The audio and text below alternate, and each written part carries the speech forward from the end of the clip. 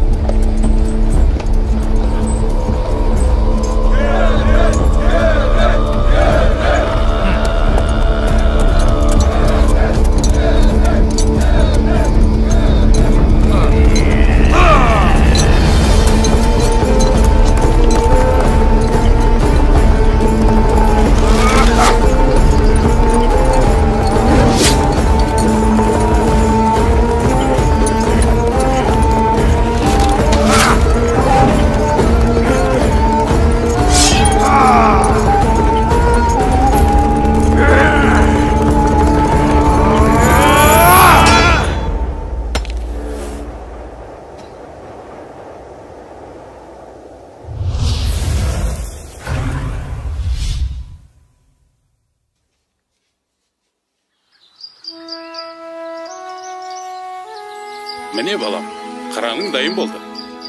Қандай әдемі. Әке, өзім ұшырайыншы. Жарайды, ала қой. Кез келген халыққа бәрінен бұрын асқақ рух керек. Ал қазақтың ұлттық рухы оның ерлігінде жатыр. Нұрсұлтан Назарбаев.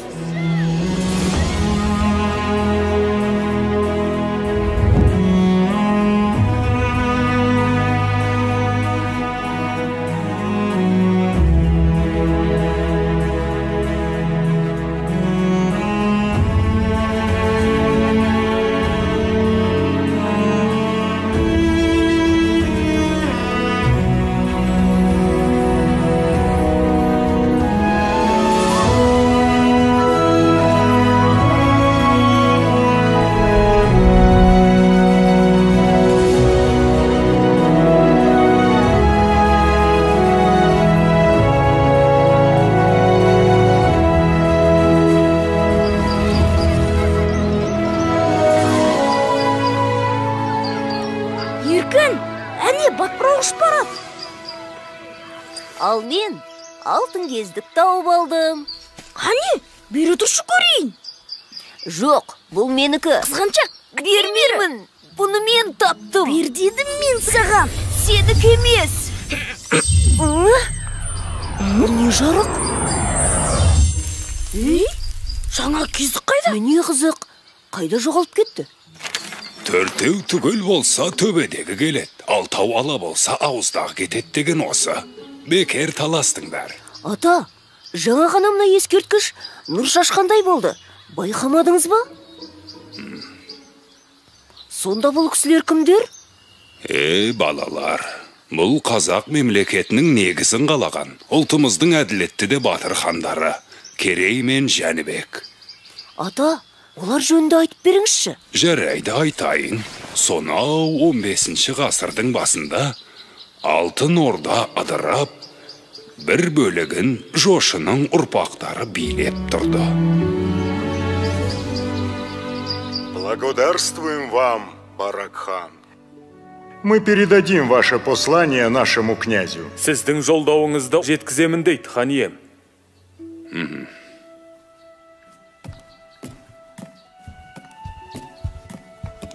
Халықтан шағым түсті. Орда маңында қарақшылар пайда болыпты. Тездетіп жасақ жіберіп, оларды құрықтау керек. Жібек жолы бойындағы керуендерді қорғауды мықтап тапсыр. Орындаймыз. Мәртебелі хан ием, ұлы ұстаз шұғыл хабармен қабылдауыңызды сұрайды. Кірсін. Хан ием, аспан әлемінен үрейлі хабар әкелдім. Айта бер, ұстаз. 77 жылда бір келетін құйрықты жұлдыз көрінді. Ол жер бетіне әсер етпей қоймайды. Қара күштер оянуы мүмкін. Сақтық жасаңыз. Болады. Бауырым, ру басыларын таңбалы тасқа жина. Бірлігімізді бекемдеп алатын кез келді. Керей мен Жәнібекте барсын. Қазірден бастап ел өміріне араласа берсін. Орындаймыз. Ой, осы тас атудан жалықтым. Соны айтса шыдамым таусылды. Бұған не дейсің, Жәнібек? Сол да сөз бе, Керей? Көрдің бе? Мен саған одан зорын көрсетейін. Үлкен құмыраға қараш. Кәне?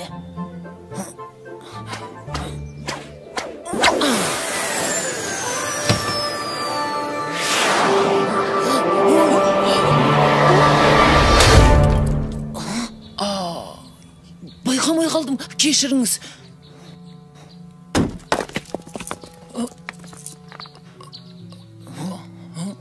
Батыр аға, сақпан атуды, сойылдасуды үйреттіңіз. Енді қылыштасуды үйренсек? Алдымен атуды үйреніңдер. Біз садақ тартып нысанаға тигізуді білеміз. Қалай? Ол қозғалмайтын нәрсе. Сендер қашқанға тигізіп, атқаннан бұлтаруды үйреніңдер. Сонда тышқан атамыз ба? Барақ хан таңбалы тастың басына жиналуды тапсырды.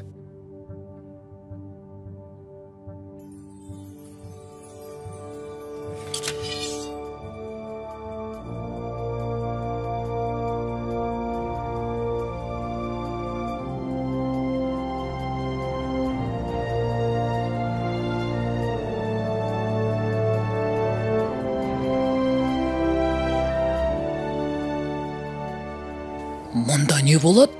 Бұл қандай тас? Бұл елдің бірлігін айқындайтын қасиетті тас. Әр рудың басшылары өз таңбаларын осы тасқа қою керек. Егер таңбалар түгел болса, ортадағы шаңырақтан нұр төгіледі.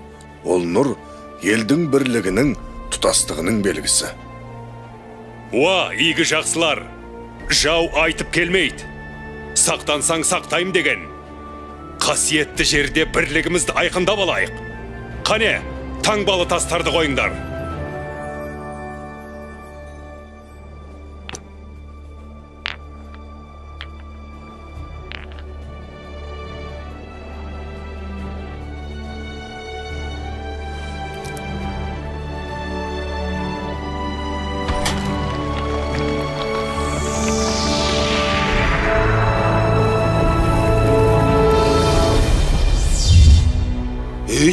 Неге нұр төгілмеді? Қарабектің таңбасы қойылмады. Өзі де көрінбейді. Қайда жүр өзі? Болат Сұлтан, сен не дейсің? Ол неге келмеген? Хан ием, Қарабектің келмегені ел бірлігін жақтамағаны ғой. Онсы нес? Қарабектен ондайды күтпеген едік. Іштен шыққан жау жаман. Әйтеуір арамызға ірткі түспесін. Құйрықты жұлдыз көрінгенде қара күштер бас көтереді. Солардың ісі болмаса жарар еді. Ал біз ұрпаққа бірлікті мұра етіп қалдыруымыз керек. Онсыз болашағымыз қараңғы. Ендігі жерде бірлік үшін күресеміз. Батыр ата, енді не болады екен? Қарабек деген кім? Аттарың даяр ма? Е, кеше ғана тайыма бас білдірдім. Енді менің тайымды үйрету керек. Барыңдар онда. Тез. Эй, Қарабек, Қарабек.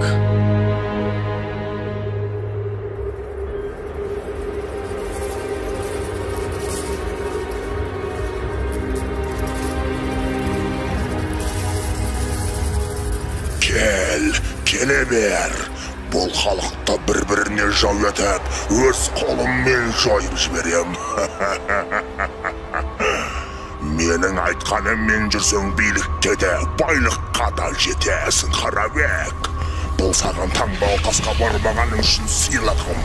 Бір тамшысын ішкен адам қасиетінен айырылады, өз жақынына жау болады.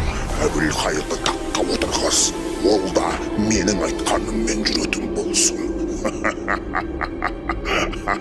Тақта Барақ хан отыр емес пе? Оның көзін жой. Ал, аузынан сүті кеппеген Керей мен Жәнібектің жарасы жеңіл. Ләббай тақсыр.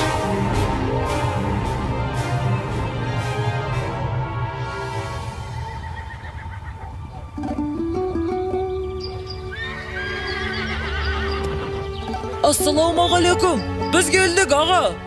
Жақсы ат ер қанаты деген. Ал сұлтандарым, қайсың мінесің? Не бол, әлде қорқып тұрсың? Мен бе? Ешқандай да жалсам жер көтереді. Ал Ғанекей сұлтаным, тақымыңа мықты бол. Айтчу, жануар.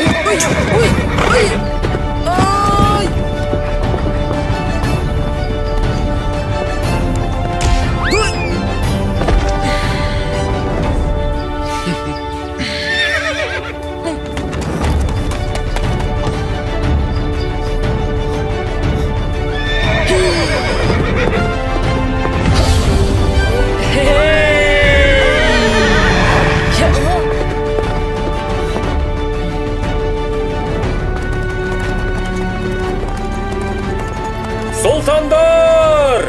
Алысқа ұзамаңдар! Қызылжар жақта қарақшылар болуы мүмкін!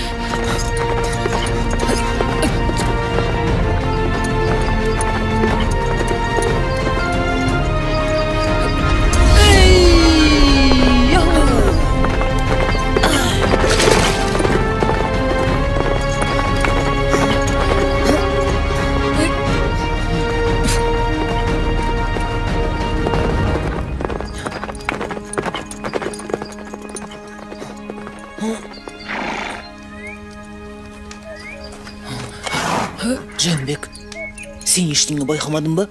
Жоқ аға. Тыныс ап кеттік ау деймін. Жаңа жылқышаға қарақшылар туралы айтқан еді. Қарақшы? Мен өмірде қарақшыларды көрмеппін. Әне, анда біреулер бар сияқты. Керей, өтінемін көрейікші. Жарайды. Бірақ көреміз де қайтамыз. Әттен қаруымыз жоқ. Менде сақпаң бар.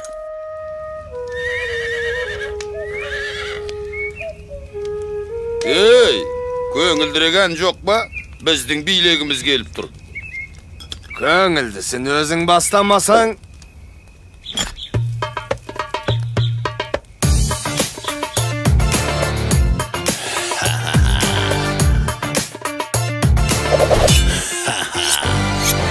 Еркін дала еркесеміз біз қарақшы біліп қой. Қайда жүрсек қарнымыз тоқ, күнде думан, күнде той. Басқаларша еңбек етіп, бел ауыртып жатпаймыз. Шарап ішіп шалқып тасып, біздің өмір қызық қой. Керуендер өтіп берсін жібек жолы бойында. Керуен басы береріңді өз еркіңмен дайында. Күміс теңге жібек мата бола берсін бәрібір. Аңыз етіп ел айтады, ертең біздер жайында. Қорқытамыз, тонаймыз, босалаймыз оңаймыз. Алтын күміс теңгелерді сыңғырлатып сарғаймыз. Саудагерді қанаймыз, азырашы талаймыз. Оңай олжа келіп тұрса қорғаламыз қалайды. Қарақшымыз қаталмыз, ел тонаймыз далада. Шын болады біз дегенде қарияда балада. Ұрлық төбе қорлық деген дана сөз бар халықта. Кім айтса да тауып айтқан түйіп алшы санаңа. Ей, мынау қайдан шықты? Сайтан емес пе өзі? Кімсің ей? Сендер қоршаудасыңдар. Тұтқындарды босатыңдар. Қоршауда дейді? Ешкім жоқ қой. Оны немен дәлелдейсің? Ей, бұл қалай болды? Тағы дәлел керек пе? Қай жерден атылды? Білмеймін, байқамадым. Абай болыңдар.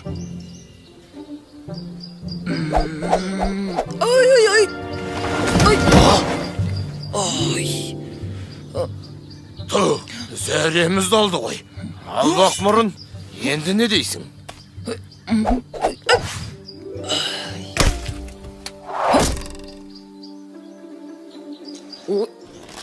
Қаш, Жәнібек, қаш! Қаш! Өшірініңді! Деген жоқ. Қазір мен оның әкесін тантайын. Тапқан екенсің ойнайтын адамды. Сталдың ба? Мен саған тас атқанды көрсетейін.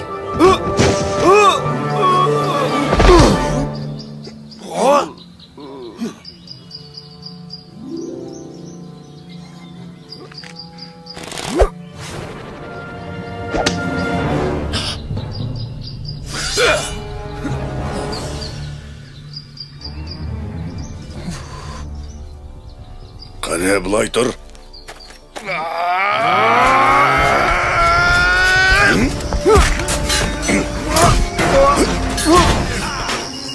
Алысқа замаңдар дегенім қайда? Біз тай үйретіп. Бұрай қайдан ештеңе шықпайды.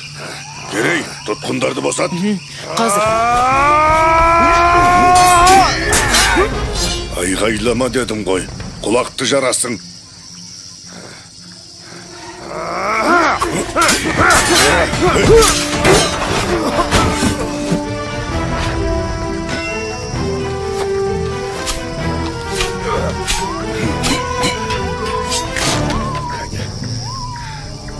Ал сендер неге айғайламайсыңдар?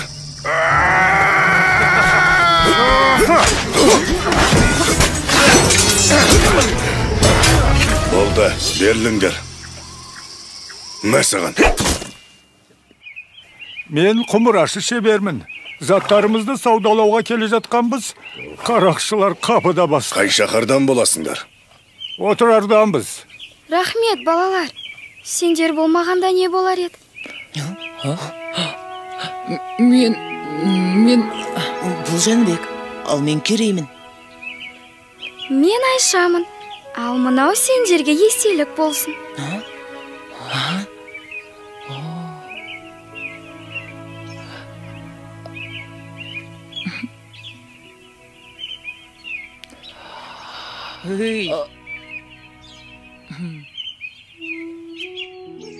Сау болыңдар, Алла жар болсын. Сау бол. Жолдарың болсын.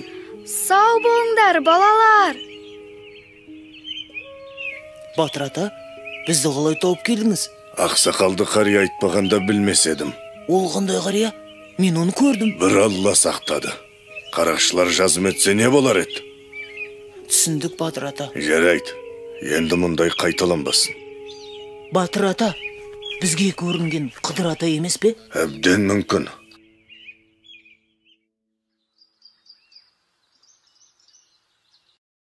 Сендер не күлкен тыңдамайсыңдар? Ордадан рұқсатсыз алшақ кеткендерін қалай? Әке, мен кінәлі. Мен. Хан әке, менен болды, кешіріңіз. Осы істерің ел бастайтын сұлтандарға лайық па? Жарайды. Бір ашуыңды маған қый. Ал сендердің бір-біріңе араша түскендерің жақсы қасиет. Біз Болат екеуміз қандай бауыр болсақ, сендер де сондай жақын болуға тиіссіңдер. Сендер жұптарыңды жазбай жүрсеңдер ғана мақсаттарыңа жетесіңдер. Осыны бір сәт естен шығармаңдар. Иә. Ал балалар, сендер бара беріңдер. Хан ием, маған айтарыңыз бар ма? Аталық, талай айқастарда, қаншама сын сағаттарда менің сенімді серігім болдың. Алайда саған бір өтінішім бар. Айтыңыз, хан ием. Таңбалы тастың басындағы жайды көрдің. Аумалы төкпелі заман болғалы тұр. Бір бәлені ішім сезет. Айтарым, Керей мен Жәнібек саған аманат. Алаң болмаңыз, хан ием. Олар үшін жаным құрбан.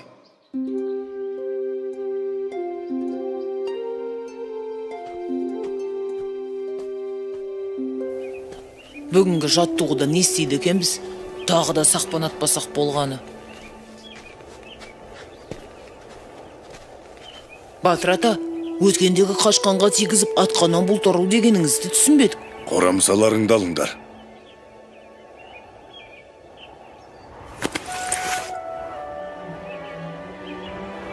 Мынаушы жоқ жебені не істейміз? Тайларыңды атыңдар. Не үшін? Ет ауырады ғой. Бұл тай сендерге сауын бие емес. Жорық аты болсын десеңдер. Атыңдар. Атыңдар.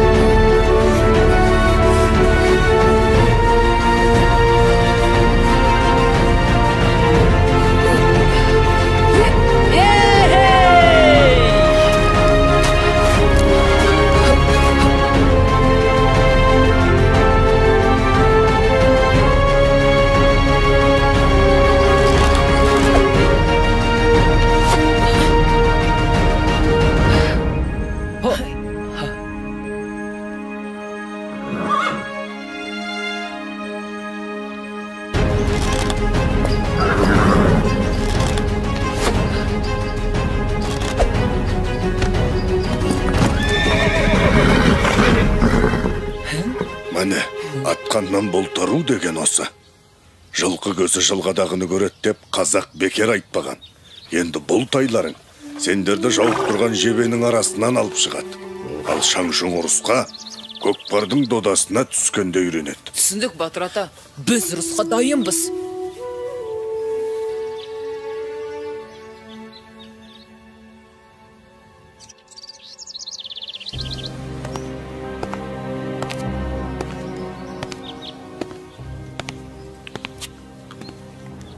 Мырза, мұнда жай жүрсіз бе?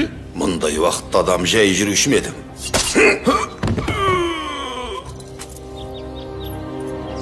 Мынау Қарабек емес пе? Мен сендерге бостандық сыйлайым, бірақ оның өтеуі бар. Не істеу керек? Әйтсе де сендер үшін түк емес. Қысқасы, таңертең бара хан Моғолстан ханы Есенбұғаға қонаққа барады.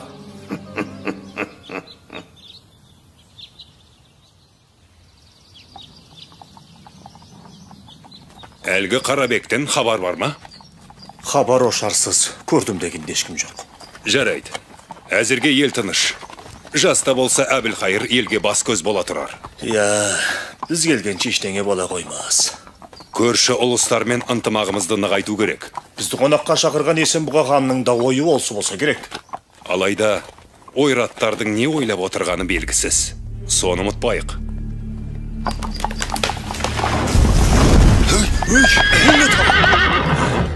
Хан ием, абайлаңыз! Ханда! Қалқандарыңмен шатыр құрыңдар! Тезіре! Ауру!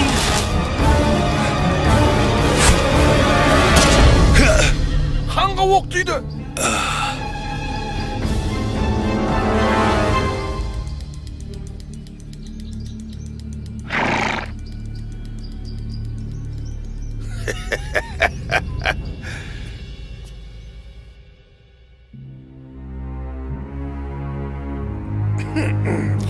Әбілқайыр сұлтанның дастарханынан дәм тату біз үшін үлкен мәртебе.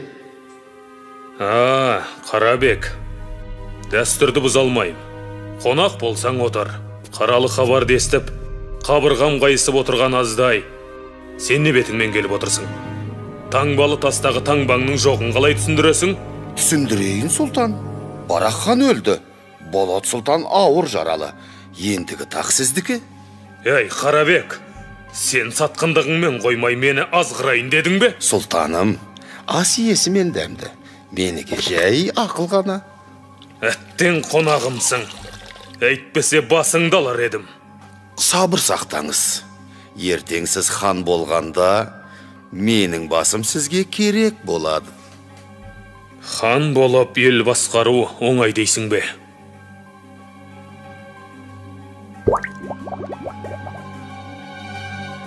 Сұлтаным, тақ мынау балғымыздан да тәтті болады. Дәмін алсаңыз құмарына түсесіз, әлемді басып жан шисіз, дегеніңізге жетесіз. Алыңыз. Сен дұрыс айтасың. Келесі хан мен боламын. Әбілхайыр хан жасасын.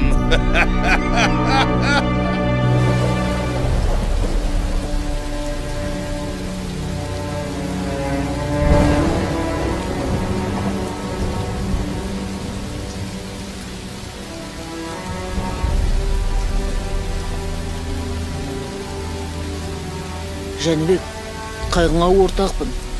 Әкеңнің орнын ешкім толтыра алмайтыны белгілі ғой. Бірақ біз сенімен біргеміз. Бұл опасыздардың ісі бір ұшы сендерге тимес екен.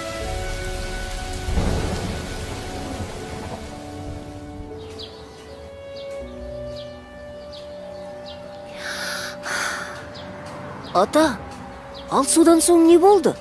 Оларға қарт батырдың көмегі тиген болар. Я, ата, Керей мен Жәнібектің қалай хан болғанын айтып бермеші. Онда әр қарай тыңдаңдар балалар. Әбілхайыр салған салық мөлшері халыққа ауыр тиіп, ханға деген ел наразылығы күннен күнге күшейе түсті. Елдің қасіретін көріп, Керей мен Жәнібек те ер жетті.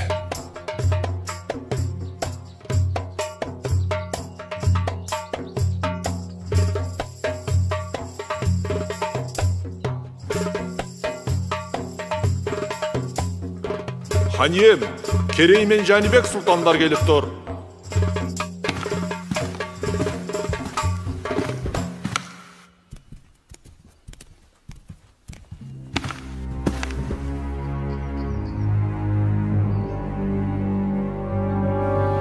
Иә, сөйле, Керей.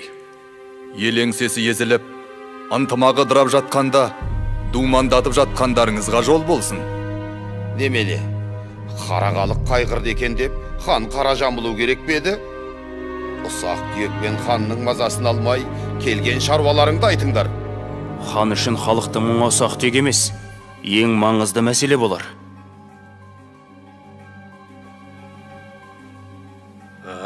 Хан аға, көзіңізді ашыңыз. Таңбасын бөлек салған мына Қарабекке төрден орын беріп, тайраңдатып қойғаныңыз. Тоқтат! Мен сендерге аға емес ханмын. Ендігі жолы алдымда тізерлеп отыратын болыңдар. Маған ақыл айтуға келген болсаңдар, боссыңдар.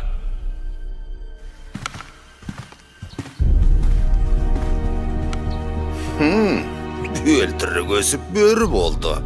Бүгін азуын көрсетті. Ертең сізге де шабат. Қапы қалмаңыз. Олай болса, тірсегін қи олардың. Құп тақсыр. Оларды аңға шығып, сейіл құруға шақырыңыз. Ар жағын өзім жайғастырам. Әбілхайыр хан сендерді не үшін аңға шақырды екен? Соны түсінбедім. Түсінбейтін несі бар? Өткендегі әңгімені жуып шаймақ болар. Қазір саят құрып көңіл көтеретін кез емес. Иә, мүмкін оңашада айтар әңгімесі бар шығар. Әйтеуір сақ болайық. Шоу жануар. Стандар! Стандар! Ай, қамысқа кірет қазір! Стандар! Атыңдар! Атыңдар! Қамысқа кірет қазір!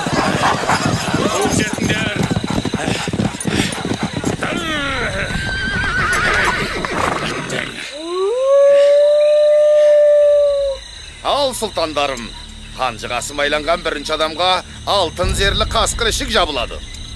Бәрекелді! Ханның жомарттығына разымыз. Ал, қамыс ішіне кім кіреді? Мен кіремін. Мен де әзірмін. Сендердің өжет екендеріңе күмәнім жоқ. Алайда сақ болғайсыңдар. Оу, батыр. Шәкірттеріңнің шамасын көрейік.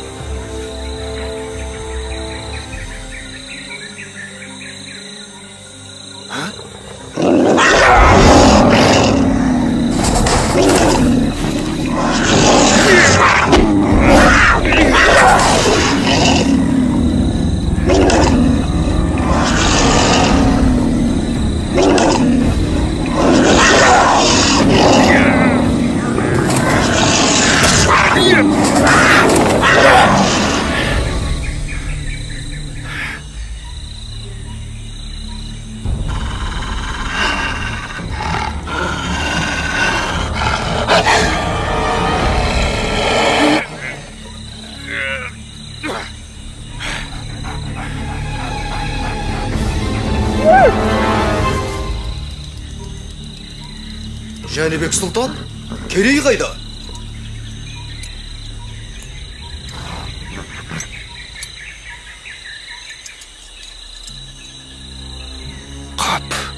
Болмады. Жәнібек сұлтан жасасын. Жаса, Керей сұлтан. Сұлтандар ерледі. Олардың батыр болып өскенін көрдің ғой. Қалайда көздерін құрту керек. Иә, олардың батырлығы сорымыз, көздегені тағыңыз. Ендеше, тездетіп амалын тап. Орындалады тақсыр. Хан ием, Ойрат ордасынан елші келді. Әбілқайыр хан, қонтайшымыз саған дұғай сәлем айтты. Бұдан бұлай, Ойратқа салық төлейсің. Уақытында төлесең өмірің тыныш, ордаң бүтін болады. Дұрыстап ойлан, қонтайшы ек сөйлемейді.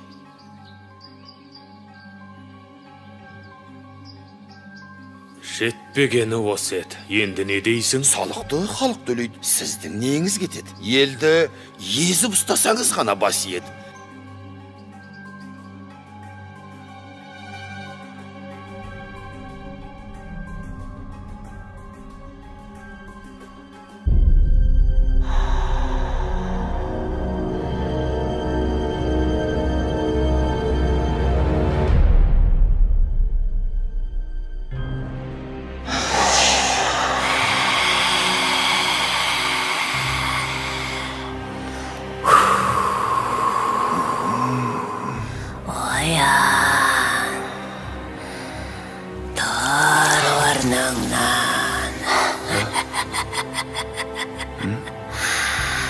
Менің соңымнан ер.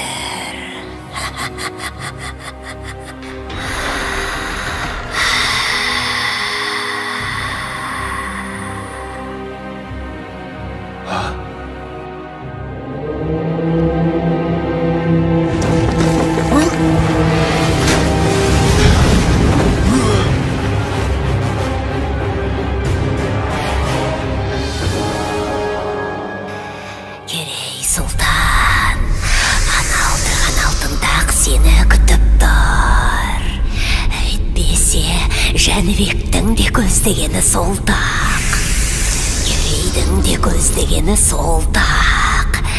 Әкеңнен қалған таққа ие болғысы келеді. Ал ол тақтың мұрагері тек қана сенсің. Тақ бар жерде бақ бар, дүние байлық, билік пен мансап бәрі сонда. Бірақ тақ біреу, ал сендер екеусіңдер. Жетсе тақ соныкі, тезірек, тезірек.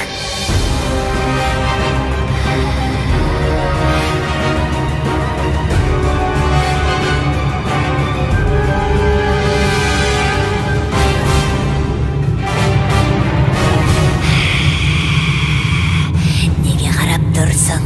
Өлтір оны. Әйтпесе қазір сені өлтіреді. Өлтір! Өлтір!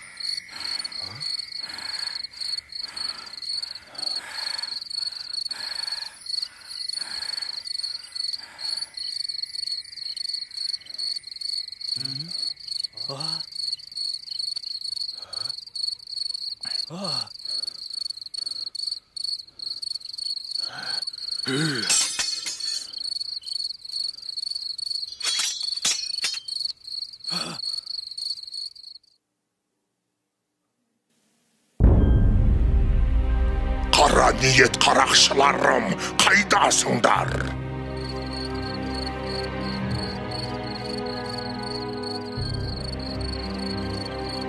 Бұлар баяғы қарақшылар емес пе?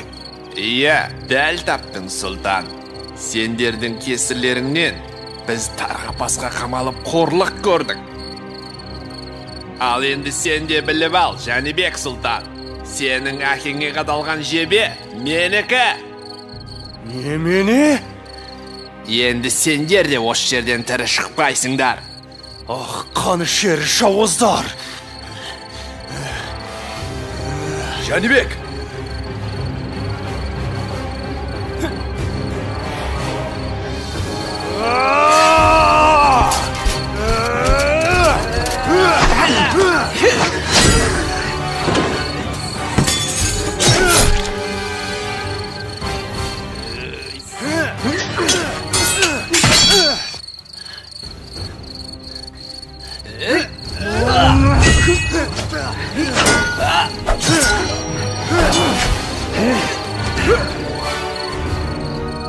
Жәнібек, өлтіре көрме, өтінем. Шымын жанымды қия көр.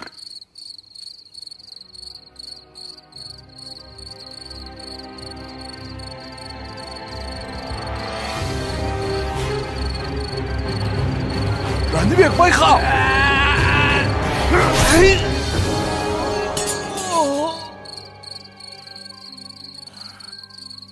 Бұлар баяғы қарақшылар емес пе? Иә, солар. Менің әкемді де осылар өлтіріпті. Бұл сендерге жасалған екінші қастандық. Ал бұларды кім жіберген? Қарабектің ісі емес пе? Әбден мүмкін. Таңнан қалмай жолға шығамыз. Біраз уақытқа дейін бой тасалау керек. Қайда барамыз? Ұлы ғұламалар шаһары Отырарға. Отырарға? Айшаның ауылына ма? Саған айтты ғой, ғұламалар еліне деп.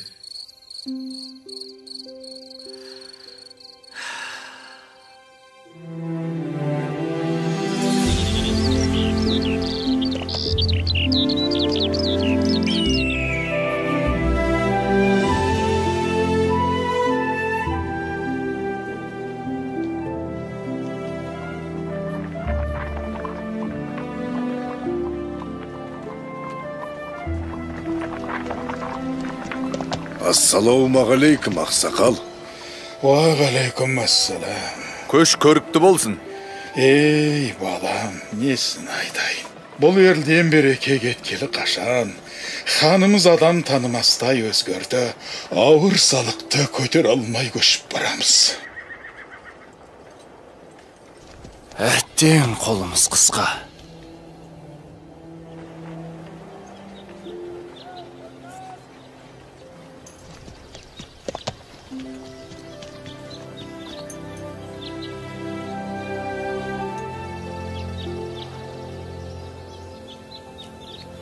Қозы көш жер жүрдік, жағашпайсыздар ғой тіпті.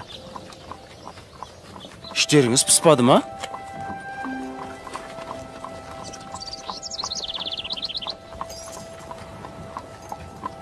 Батыр ата, отырар әлі алыс па? Олай болса мен сіздерге ән айтып берейін. Жол қысқарсын.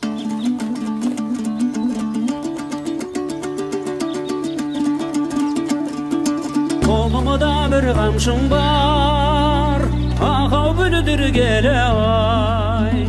Айтайын мен бір сөзді күлдір келе ай. Орныңнан әр отырмай, ақау дермен отырай.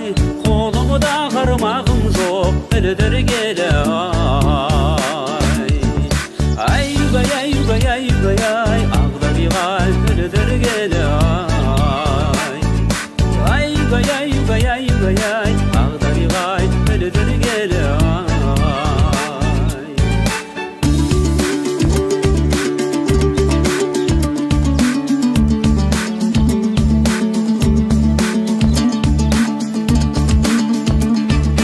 Қолымда бір қамшым бар, ақау бұнақтаған ай. Бәйгеден екі ателді ойнақтаған ай. Жүрмесіңе сен аман, ақау деу қарағым ай. Көзіңнен айналайын жайнақтаған ай.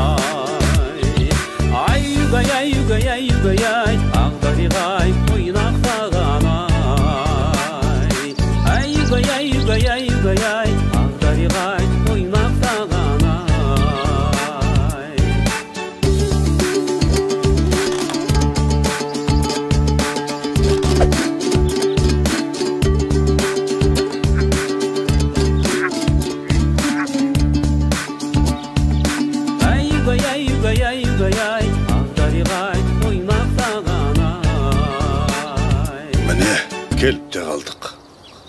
Отырар ғажап қала екен. Көгілдір күмбездері қандай? Иә, бұл шаһарда Айша тұрады. Мен жай ашайын. Расында да әдемі қала екен. Югая. Ішке кірейік.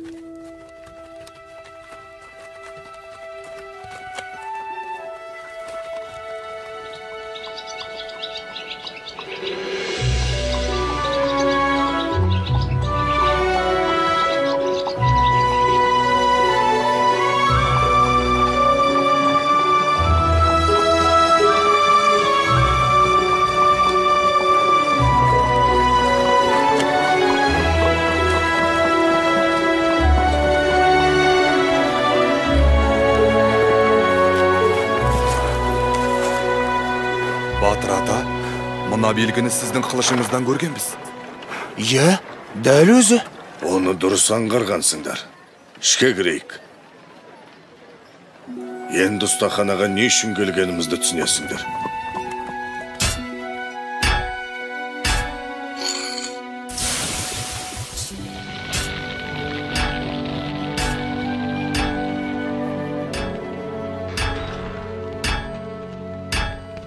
Амансың ба, Қандыбалақ досым?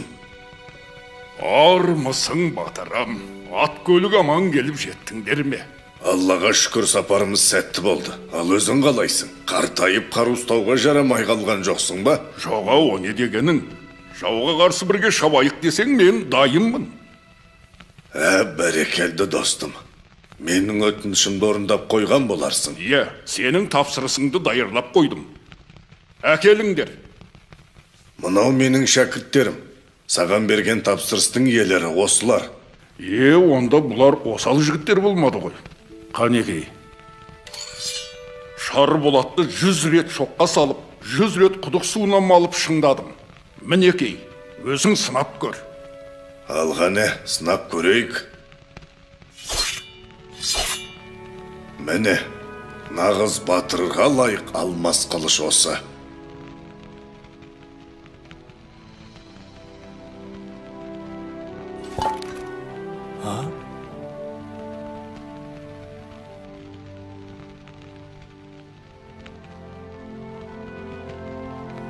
Сіздерге рахмет. Бұл қылыш ел мүддесіне қызмет ететін болады. Жаумен бетпе-бет келсем ғой, жайратып салатын. Ол күнде алыс емес. Бірақ күш пен қарудан маңызды нәрсе бар. Енді сендерге соны үйрену керек. Біз қашанғы үйрене береміз? Ержеттік емес пе? Құдай қаласа сендер келешекте ел бастап халық қамын жейтін азамат боласыңдар. Дана, кемеңгер адам ғана елін әділ басқарып дегеніне жеткізеді. Ол үшін білім керек. Қараңдаршы. Олы дала төсіндегі мына шаһар әлемге әйгілі қаншама даналарды шығарды. Таңертең сол білім ордасына барамыз.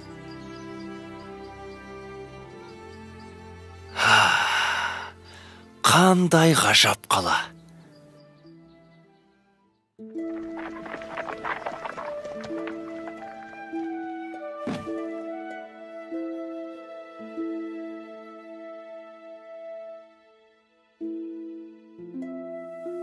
Ассалаумағалейкум, ұстаз. Уағалейкум ассалам, бауырларым. Түрлетіңдер. Қателеспесем, Болат сұлтанның ұлы Керей мен Барақ ханның ұлы Жәнібек сұлтандар емес пе? Иә, бойымдағы бар өнерді үйреттім. Енді сұлтандар білім алса деймін. Тағы бір айтарым, бұлардың мұнда келгенін ешкім білмеу керек. Түсіндім. Ал сұлтандар адамзат ақыл ойының бар қазынасы жиналған жер бетіндегі ең үлкен білім орнының бірі Отырар кітапханасына қош келдіңдер. Білекті бірді, білімді мыңды жығар деген. Міне мынау адамзаттың екінші ұстазы өзіміздің Әл-Фараби шығармалары. Мынау Барзғандық Махмуд Қашқари, ал мұнда баласығындық Жүсіп еңбектері. Сол жақта ғылымның серкесі Ибн Сина. Міне сіздерге керегі осы болар. Құтағыду білік. Анау сөрелерде Аплатон, Пифагор сынды рым ғұламаларының кітаптары бар.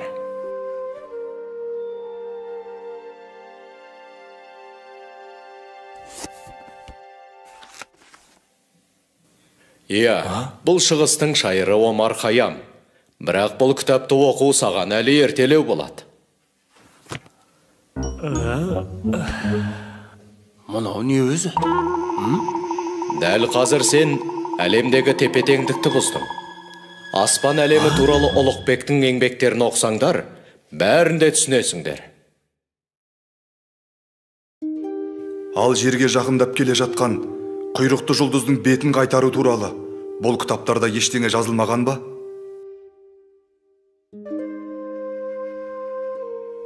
Бұл сұрақтың жауабы бір Аллаға ғана аян. Өйткені аспан әлемінің біз білмейтін құпия сырлар өте көп.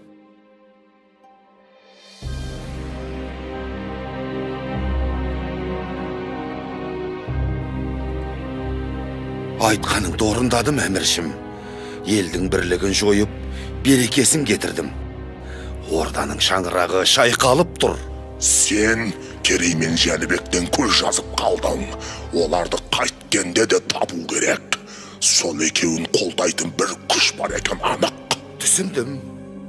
Жер астына кіріп кетсе де табамын.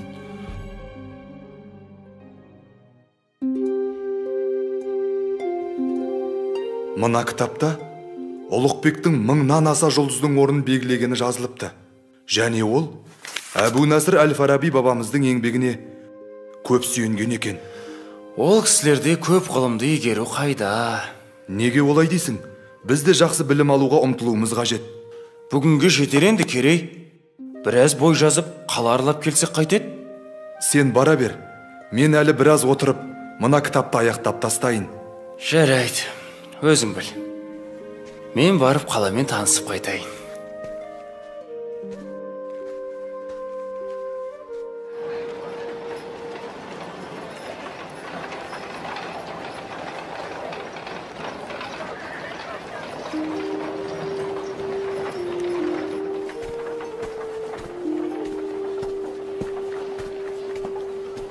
Амансыз ба, бейтаныс ару? Кешіріңіз, сіз құмыра жасайтын шеберхананың қайда екенін білесіз бе? Білемін, бірақ есіме түспей тұрғаны. Мүмкін бір зат сатып алсаңыз, есіме түсіп қалар. Олай болса, мен сіздің мына гүліңізді алайын. Бұл гүл жарайды, сізге берейін.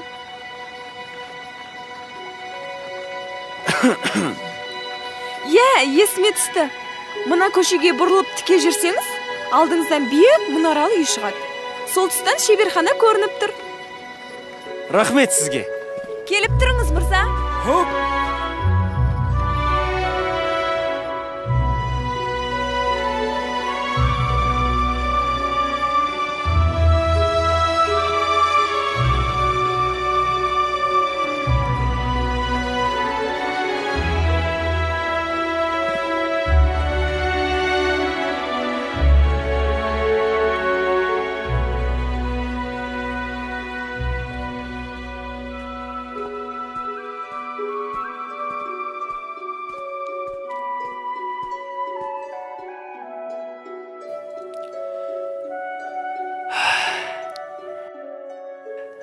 Айша? Бұл кім өзі? Жігітім, жайма? Мен жай Айша керек еді. Айша ма? Ол келесі шеберханада. Айып етпеңіз, қателесіп қалыппын. Қабат деген ай, ыңғайсыз болды. Сәлем бердік. Қазір күте тұрыңыз. Мен жаңа ою үлгісін жасап жатырмын. Бұлай, енді бұлай. Міне, дайын бол. Айша, мен... Әкеліңіз.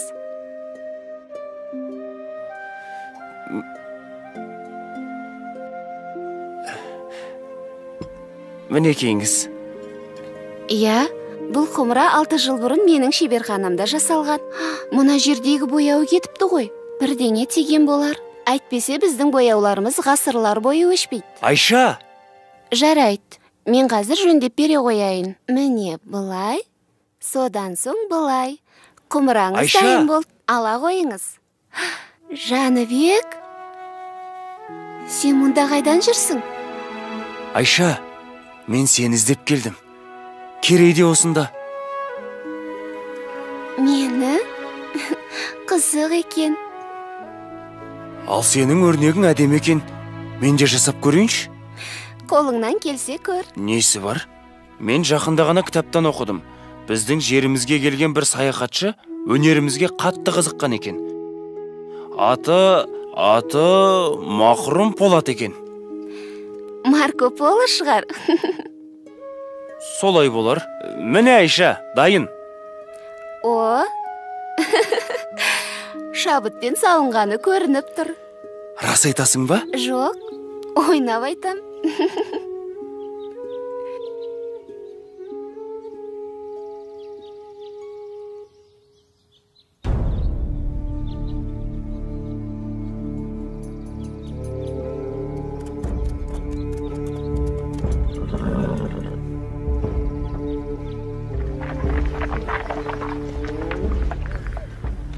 Бұлар кімдер екен? Олар ойраттар.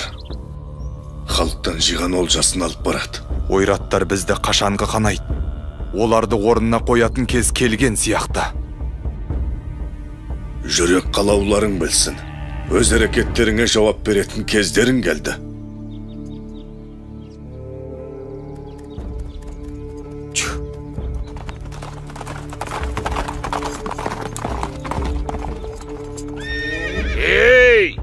Біздің жолымызды бөгейтіндей сендер кімсіңдер?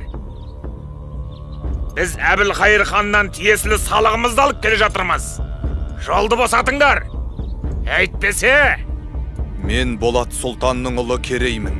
Халықты жылатып жинаған құнсалықты осы жерде қалдырыңдар. Ал Қонтайшыға айта бар. Енді біздің елді мазаламасын.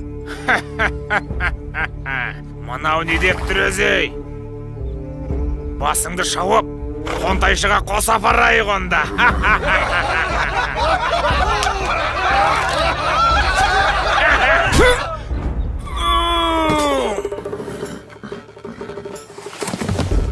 Ей, не болды? Өлтірді. Кетті Керей. Шу!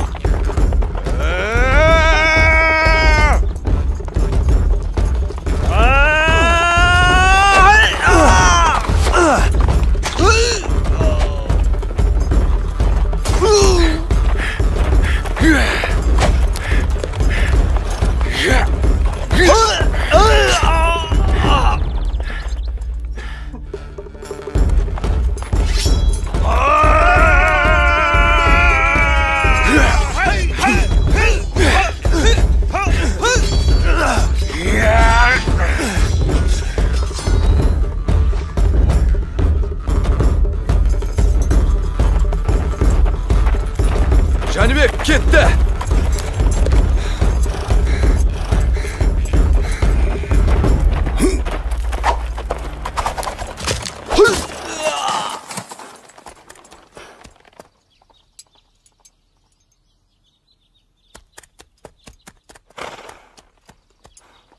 Кім екенімізді көрсеттік ау шамасы.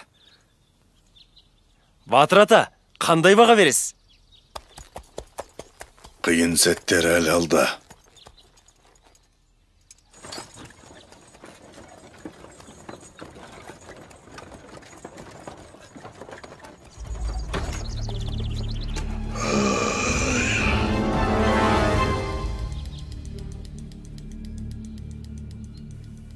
Бай болсаң елге пайдаң тисін. Батыр болсаң жауға найзаң тисін деген осы. Өркендерің өссін қарақтарым. Бірақ бүгінде күлкімізден күңіренісіміз көп болып тұр. Үстем салықтан ел қатты жүдеді. Бұл заман қайда барады екен? Қабырғамыз қайсып жүргелі қашан? Қайда барсам, халықтың айтары осы. Түнде ұйқымыздан, күндіз күлкімізден айырып отырған бұл біздің де мұңымыз. Мына ұлы даланы мекен еткен бабаларымыздың әділдікті ту етіп, елін еркін өмірге жеткізген ерліктері тасқа қашалып жазылған. Еркін ел ғана алдына асыл арман қойып мақсатына жете алады. Бақ ынтымаққа барады екен. Біз бірігіп қана мақсатымызға жетеміз. Ел болып, ірге бекітіп, еңсе көтеретін кез келді ағайын. Қыр астында көз алартып жау тұр. Ұлымыз құл, қызымыз күң болмасын десек, ошағымыздың түтіні түзу шықсын десек, 5 саусақ бірігіп жұмылайық. Шешу шұрсқа түсетін кез келді. Ниетіміз бір болса, батаңызды беріңіз, ақсақал.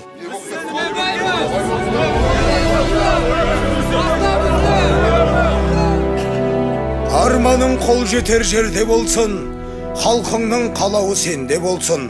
Алла жар болсын, аумин.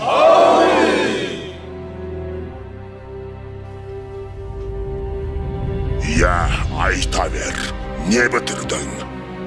Ханды азғырып, Жәнібек пен Керейге қарсы айдап салған едім. Болмады. Мен берген қара дәрінің әсерінен бе, жорыққа бара жатқан ханымыз жолда қайтыс болды. Енді не істейміз? Тыңда, Қарабек, сен Қоңтайшыға барып, оның сеніміне кіруге тарас. Ханның қайтыс болғаны туралы хабар оларға ендігі жеткен болар. Ойраттардың сақшыларына шабуыл жасаған Керей мен Жәнібек екенін айтып бар. Оны білсе Қоңтайшы олардан кек алмай қоймас. Ал екі сұлтанмен соғысып, әбден әлсіреген сәтте Қоңтайшының көзін жою қиын емес. Оқтың ба? Оқтым, әміршім. Сонда тақ менікі болады.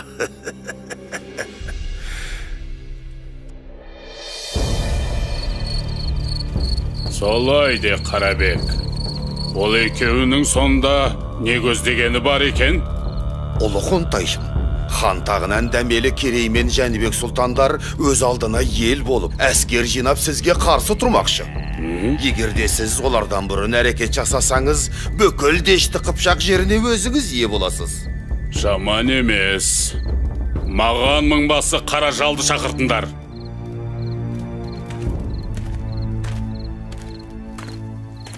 Сен ініңнің кімнің қолынан мерт болғанын білесің бе? Білсем, қанын судай шашып, кегімді қайтарар ем.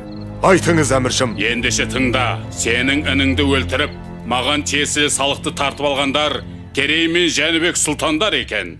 Керей мен Жәнібек? Рұқсат етсеңіз, дәл қазір аттанам. Екеуінің де басын шауып алдыңызға алып келмесем, қара жал атым құрысын. Әскерлер жорыққа дайындалсын, 3 күннен соң аттанамыз. Әміріңізге қолдық. Ал сен, Қарабек, бізді бастап барасың. Бұл қызметіңнің өтеуінен не сұрайсың? Айта бер. Ұлы Қоңтайшым, мендей пақырыңызға жібек жолы бойындағы Тарас шаһарын берсеңіз жетер еді. Дегенің болсын, бара бер. Өз елін сатқаннан қайыр жоқ. Ертең бізді де сатып кетеді. Жорықтан соң көзін жой.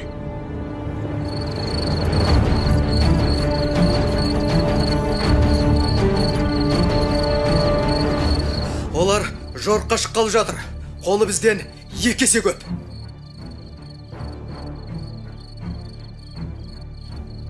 Несі бар? Әр қайсымыз 3 ойратқа татсақ, олар көп емес екен. Міне, күші басым жауды, ақылмен жеңетін кез келді. Мұндайда айла керек. Ендеше ақылымызды ортаға салайық.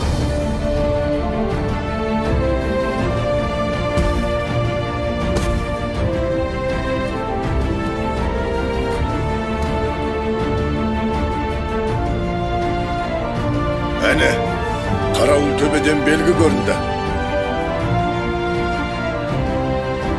Қане, атқа қонайық. Жәнібек, дабылдың белгісін бер.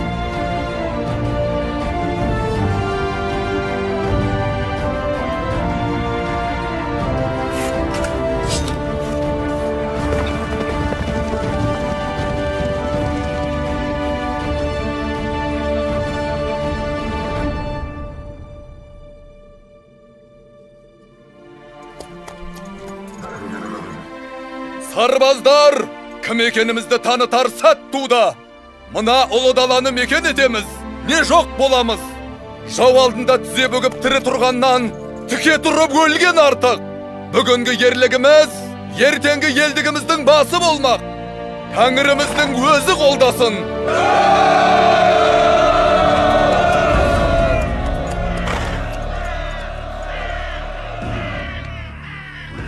Олардың қолы қанша? Бізден 2 есе аз, әміршім. Қаражал!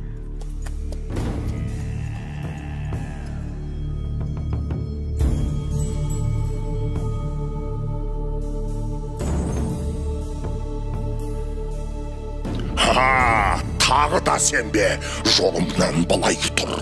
Анау құйрықты жұлдызды көрдің бе? Күш мен жақта. Бүгін сен жеңілесің. Біздің айқасымыз әлем жаратылғаннан бері ешқашан толастаған емес. Бірде сен, бірде мен жеңдім.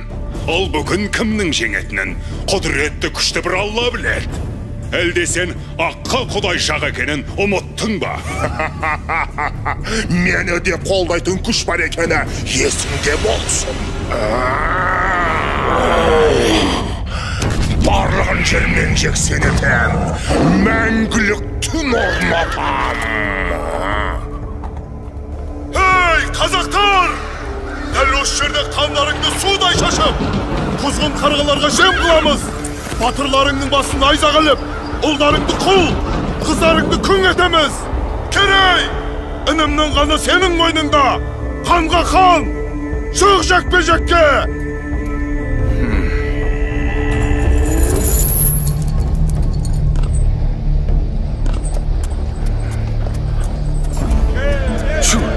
Керей! Алла жар болсын!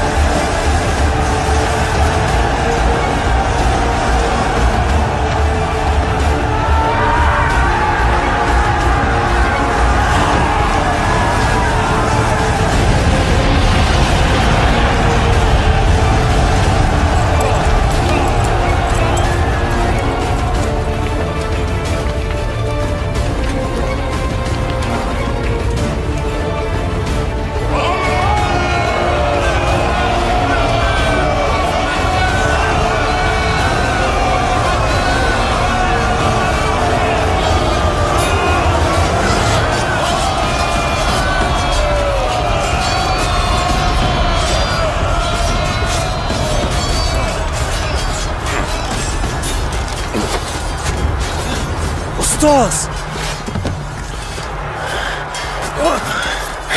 Жәнібек, Қарабектен төсбелгін алып, таңбалы тасқа жеткіз. Бар. Қазір сені ме?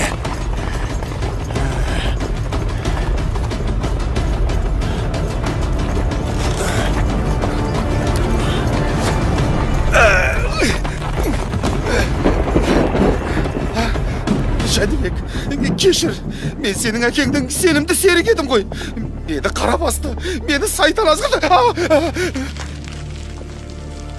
Тірі қалдырсаң, өмір бақи құлың боп өтем. Жәнібек, өтінем. Онда бар сол сайтаныңа.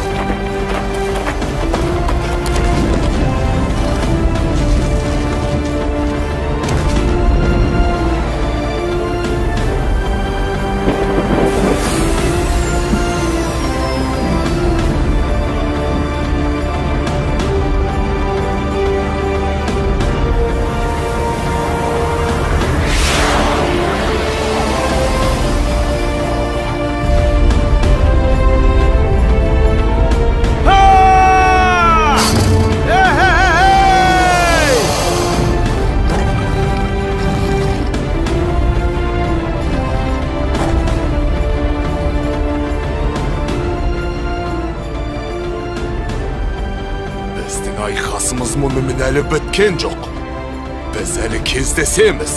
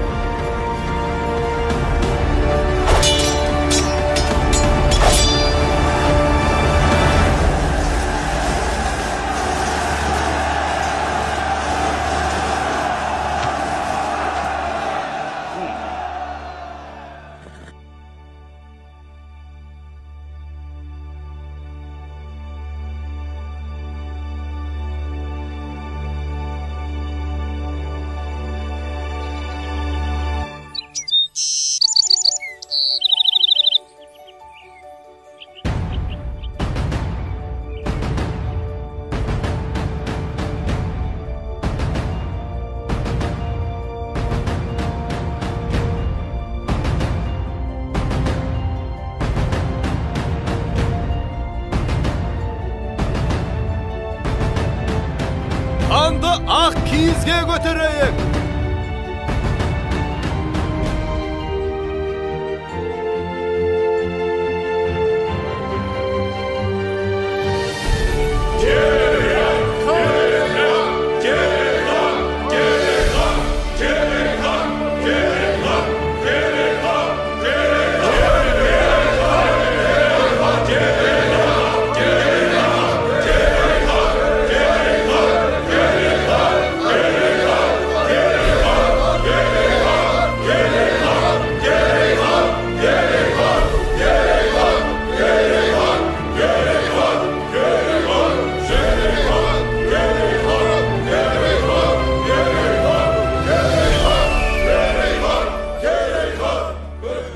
Халқым, біз бүгіннен бастап қазақ деген ел боламыз. Мына ұлы даламызды жанымыздан артық қастерлеп, қанымызбен қорғаймыз. Іргесі берік, туы биік бұл ел келер ұрпаққа аманат болсын. Ұлы дала елі мәңгілік болғай деп тілейік.